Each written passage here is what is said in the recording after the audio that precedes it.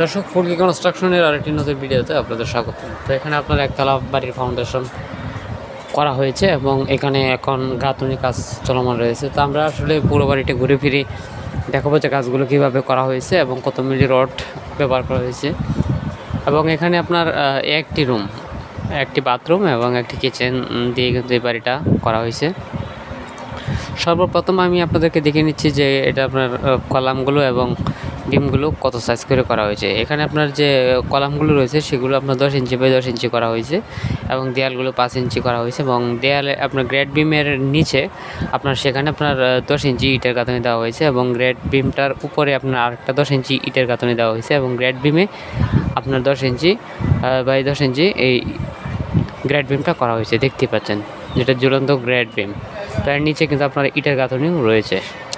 তো আপনারা যারা একতলা বাড়ি করবেন অবশ্যই এরকমভাবে করবেন, কেননা এরকমভাবে করলে কিন্তু বাড়িটা শক্ত এবং মজবুত হয়।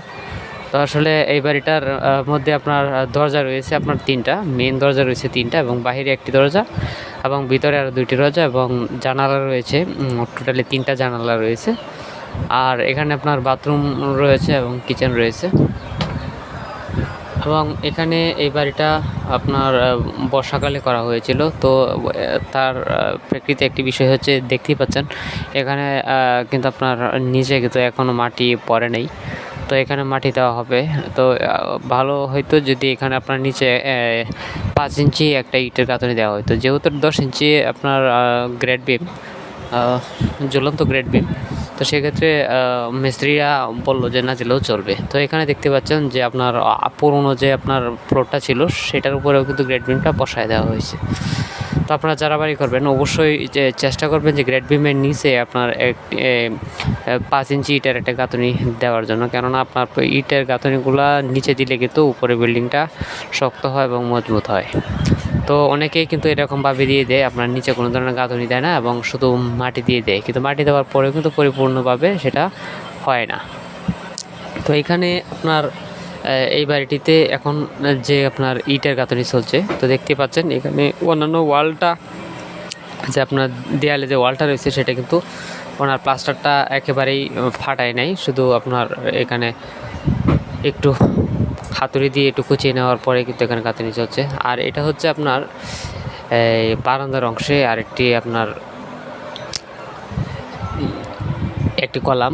তো সেই কলামটি আপনার করা হয়েছে, আপনার দেখতে পাচ্ছেন। তো এটা হচ্ছে আপনার আরেকটি 10 ইঞ্চি কলাম। তো এখানে আপনার পুরো বাড়িটিতে আপনার কলামের সংখ্যা একটু বেশি, কেননা এখানে আপনার যেহেতু ঘরটি আপনার পরবর্তী সময় ছাদ করা হবে, তো সেক্ষেত্রে উনি যেহেতু অল্প একটু জায়গার মধ্যে করে, তো সেক্ষেত্রে উনি পিলারের সংখ্যাটা একটু বেশি রেখেছেন। তো এখানে আরেকটি বিষয় হচ্ছে, দেখতে পাচ্ছেন যে একেবারে আপনার পুরো কলামটা যদি একেবারে ডালাই দেওয়া হয়, তো সেক্ষেত্রে কিন্তু এরকমভাবে সিমেন্টগুলো আগলা হয়ে থাকে। দেখতেই পাচ্ছেন একেবারে সিমেন্ট এখানে কিন্তু বালুগুলা, যে লাল যে বালুগুলা সেগুলো কিন্তু আলাদা হয়ে রয়েছে, এটার সাথে কিন্তু সিমেন্টের কোনো অ্যাডজাস্ট নেই।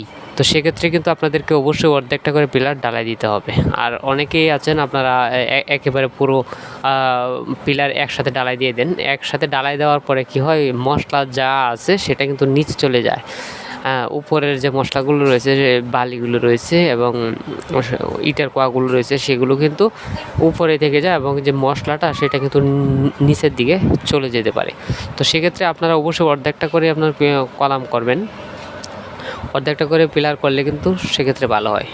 আর এখানে দেখতে পাচ্ছেন যে আপনার ইটের গাঁথনিগুলো করা হচ্ছে। আর এইখানে আরেকটি বিষয় হচ্ছে যে এই এক্সট্রা শর্ট কলাম কেন দেওয়া হয়েছে, যেহেতু আপনার অপরটি সাইডে যেহেতু আরেকটি ঘরের সাথে প্লাস্টার রয়েছে এবং সেখানে আর কোনো পিলার দেওয়া হবে না, তো সেক্ষেত্রে এখানে আপনার 4 ফুট ওইদিকে 4 ফুট রেখে তারপরে এইদিকে আরেকটা নর্মাল একটি কলাম দেওয়া হয়েছে। তো আপনারা এরকমভাবে করতে পারেন। তো বাড়িটার ডিজাইনটা আমার কাছে ভালো লেগেছে, কিন্তু এখানে একটি বিষয় হচ্ছে শুধু যে আপনার পিলারের সংখ্যাটা একটু বেশি হয়ে গেছে, অর্থাৎ পুরো ঘরটিতে 4টি পিলার বেশি দেওয়া হয়েছে এবং রুমগুলো খুব ছোট ছোট করে করা হয়েছে। এবং বাড়ির ডিজাইনটা এটা কমপ্লিট করার পরে আপনার বোঝা যাবে যে আসলে কতটুকু ভালো হয় এবং কতটুকু সুন্দর হয়। আর এখন পর্যন্ত আপনার এখানে কত টাকা খরচ হয়েছে এবং এখানে কতটুকু ইট লেগেছে, রড লেগেছে সে বিষয়ে এখনও উনি সঠিক করে বলেন নাই। তবে এখানে এখন পর্যন্ত আপনার ওনার 4000 ইট এখানে ব্যবহার করা হয়েছে। হয়তো আর কিছু ইট ওনার লাগতে পারে। আর এখানে আপনার 10 মিলি এবং 12 মিলি রড দিয়ে পুরো কোটটি করা হয়েছে। আর আজকে এখানে আপনার রুমের যে ইটের গাঁথনিগুলো সেগুলো এখানে করা হচ্ছে। তো দেখতে পাচ্ছেন যে ইটের গাঁথনিগুলি কিন্তু অনেক সুন্দরভাবে ওনারা করতেছেন। সারি সারিভাবে ইটগুলো সাজানো হচ্ছে এবং প্রত্যেকটা ইট কিন্তু ওনারা সুন্দরভাবে সাজিয়েছেন। তো এখানে আপনার লিঙ্টারের জন্য এই পর্যন্ত রাখা হয়েছে, এখানে লিঙ্টার দেওয়া হবে।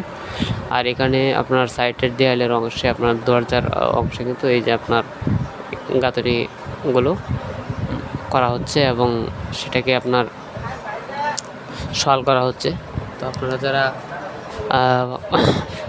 এরকম ডিজাইনে বাড়ি করবেন অবশ্যই ভালো মিস্ত্রি দিয়ে করাবেন। আর ভিডিওটি যদি ভালো লাগে অবশ্যই চ্যানেলটি সাবস্ক্রাইব করে দিবেন।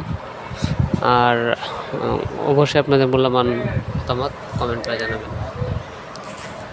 আরেকটি বিষয় হচ্ছে আপনারা যদি এরকম আরও